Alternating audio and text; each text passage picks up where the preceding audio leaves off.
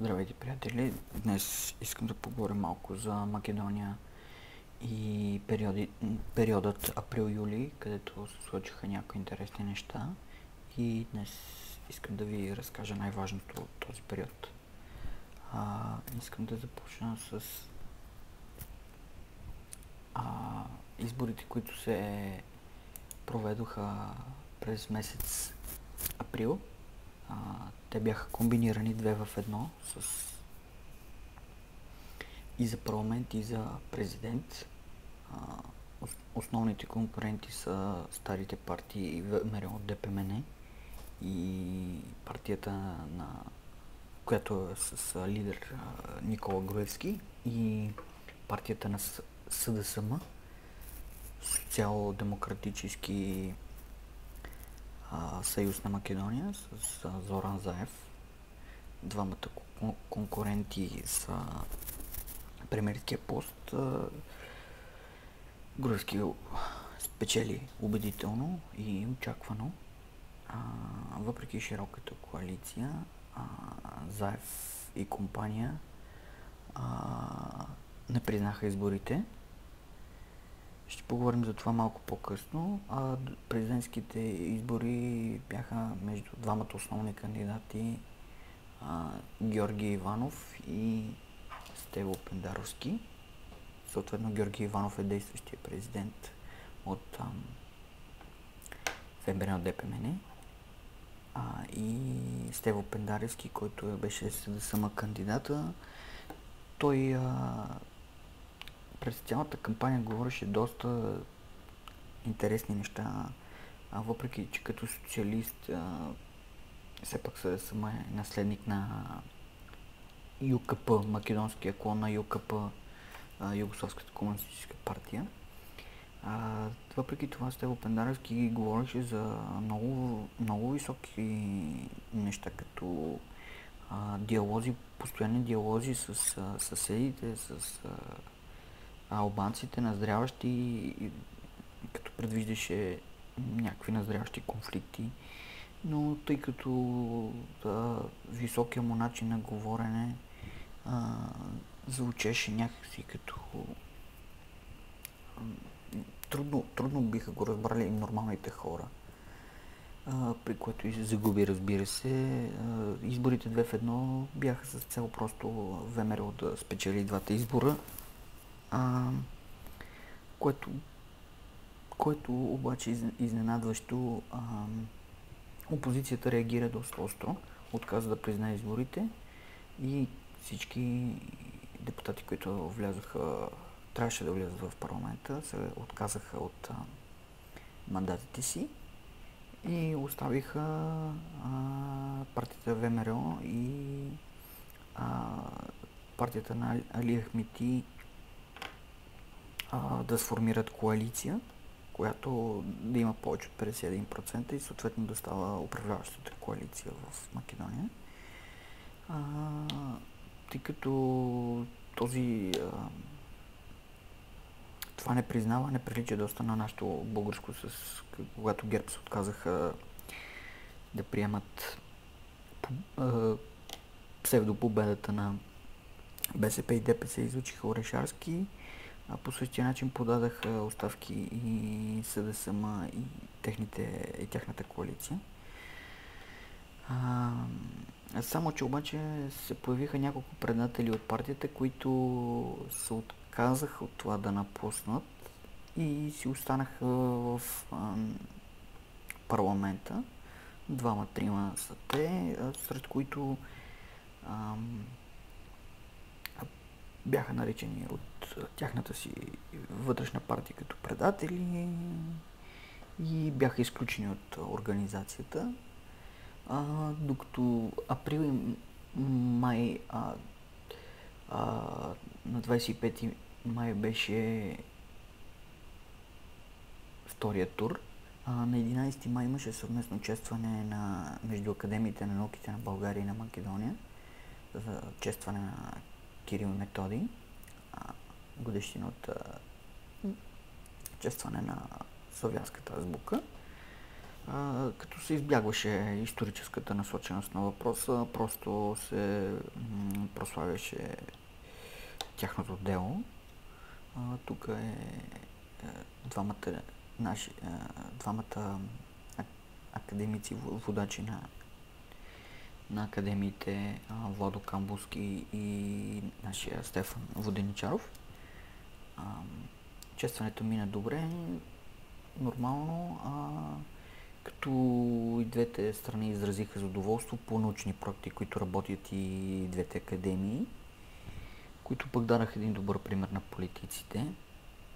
Междувременно за пореден път се говореше за транспортните програми, които България и Македония вършат с евросредства.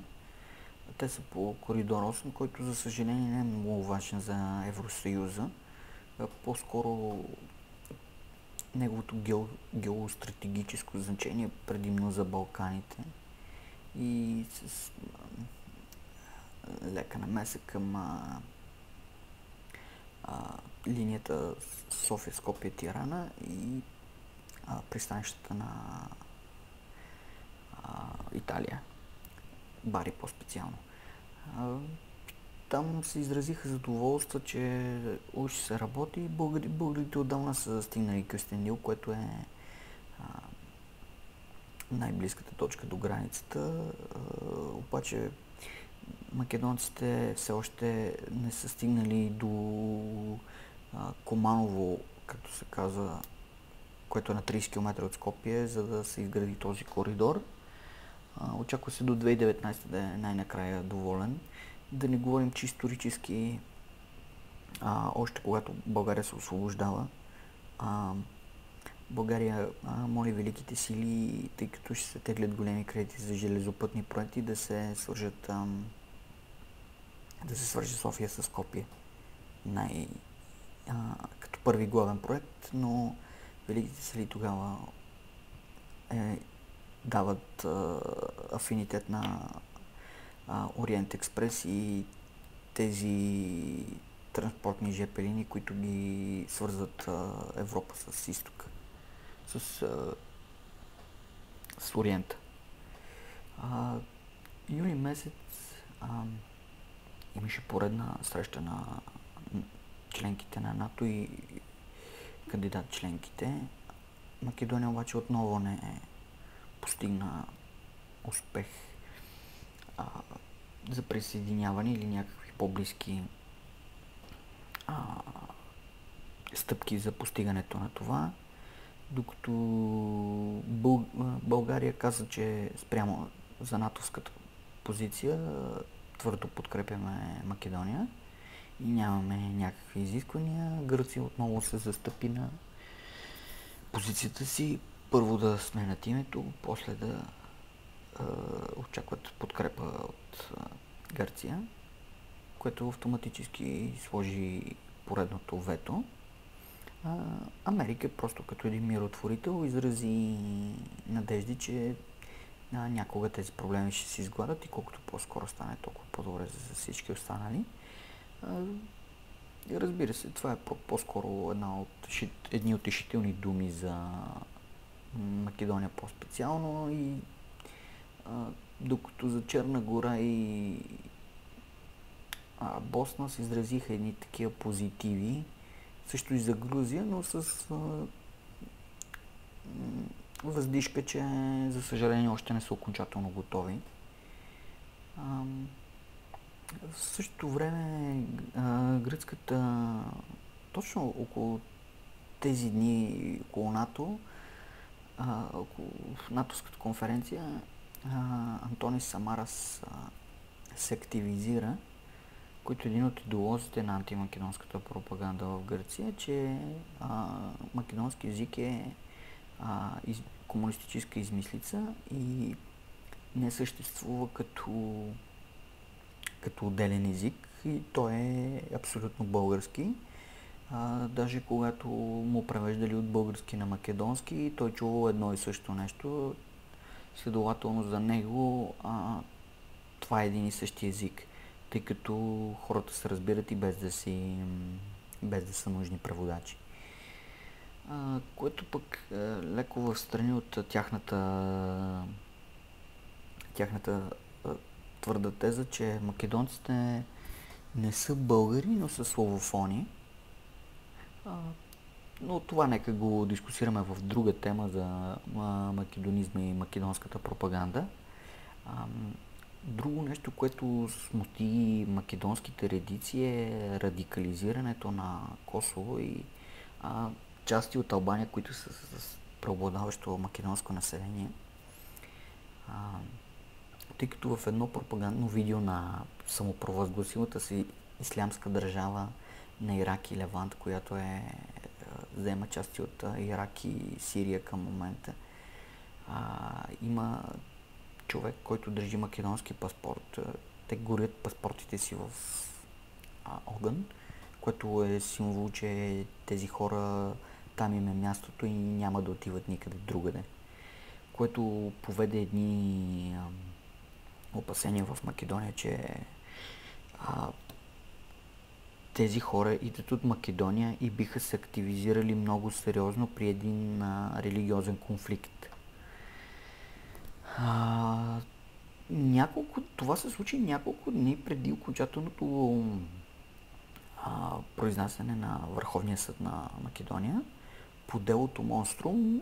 Набързо да кажа, че това е дело, в което шестима албанци се обвинени с доживотни присъди на последна инстанция, които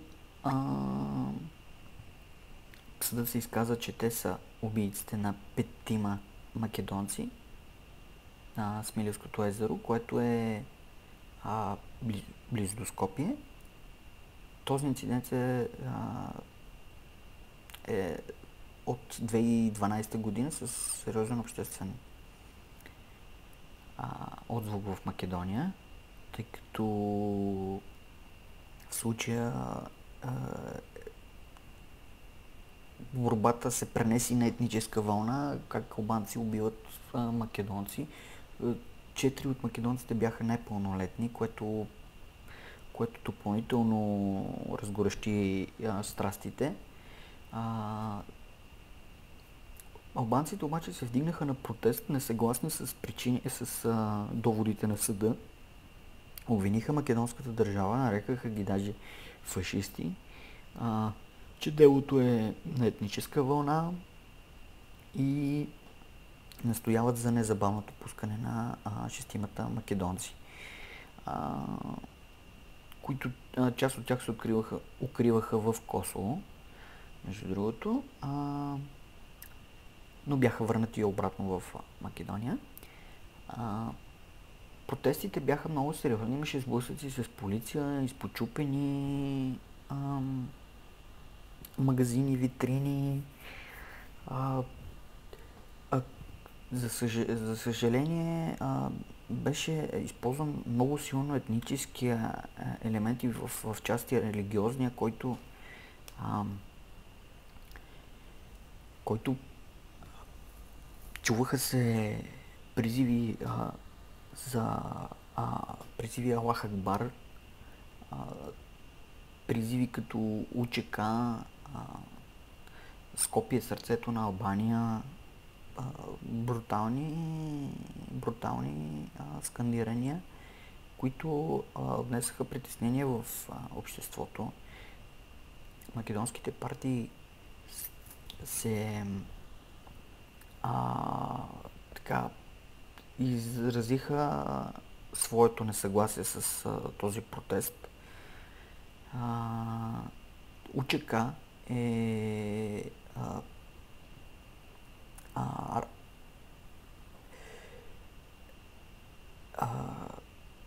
поставиха ултиматум за освобождение на албанците до понеделник 14 юли, иначе в противен случай те ще проведат акция в Скопие за тяхното освобождаване, което може да е знак, че УЧК е еквивалент на АОК, Армията за освобождение на Косово, която беше въоръжена и която част от нея направи войната 2001 в Македония. Тоест, това е сериозна заявка, че нещата са много изострени и може да се достигне дори и до война, а делото Монструм просто да е причина това да стане. Албанските управляващи, в ляво виждате Али Ахмети, в дясно е Мендух Тачи от партията ДП, Демократична партия на албанците, и Али Ахмети от ДСИ, който управлява в момента с забележете, националиста Никола Груевски. Само да вметна, че Али Ахмети е един от главнокомандващите албанците по време на гражданската война в албанските македонци с македонците 2001 година, което беше посрещнато с брутално големи протести в цяла Македония, когато се разбра, че човек, който е дал нареждане на Македония, сега я управлява. Въпреки това, двамата албанци категорично застанаха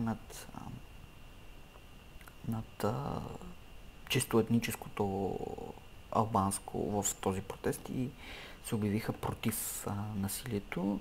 Искаха тези протести да минат мирно. Не стоеха твърдо зад изискванията на протестиращите, като изразиха опасение, че това е провокация, която може би цели да пусне трета партия на албанците в Македония, която да е така по-радикална. Тъй като не е тайна, че тези двамата албанци, Мендух Тачи и Али Ахмети, искат просто да са във властта и да представляват албанците. Но когато се появи трета партия, тяхното място може да се разсъхне. Тъй като тази трета партия би била по-радикална и би представляла по-голяма част от албанците, то следователно тя може да бъде по-голям фактор от тях. Нека да акцентираме и малко върху икономиката на Македония в последните месеци. Въпреки че македонските управляващи от 2006 насам са общо взето Никола Груевски и кръга около него, обещават как Македония ще стане един голям рай, който в момента дори всъщност се случва. Македония над Швейцария просто. Само че доводите изсъхват, когато трябва да се повишават цените, като например тока са поскъпна, точно когато бяха казали, че ще го намаляват. Безработицата е на брутално високи нива, почти нива същите като в Сърбия. Всеки трети е безработен. Миналата седмица повишиха цените на горивата в Македония, цигарите също, и това внесе така едно негодование, като по-късно Никола Груевски извади, че износът бележил 15% ръст, само за първото 3 месече нараствал БВП-то с 3,9%. Само за първото 3 месече, което е доста невероятна цифра, ако наистина е така. Но тъй като той умело борави с данните, повярвайте ми, не е розово положението в Македония, както го казвате. Тук може да видите малко статистика за безработицата.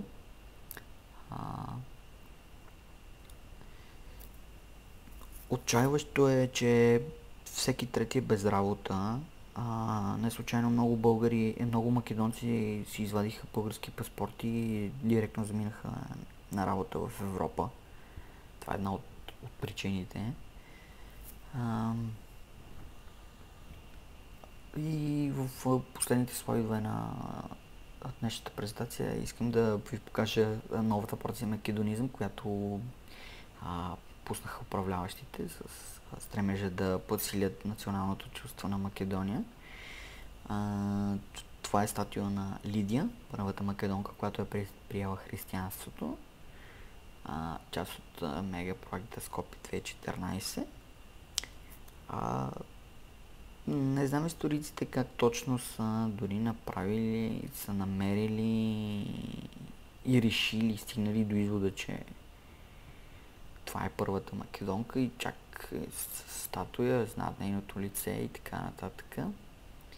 Другото чудато нещо, което македонската пропаганда изкара е, че кръстиха общински гараж на името на Тодор Александров, което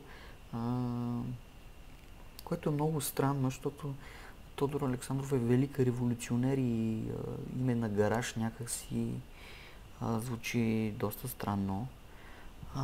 Но просто това е просто поредната доза абсурд на македонизма. Благодаря ви за видеото и моля ви, коментирайте го. Благодаря ви.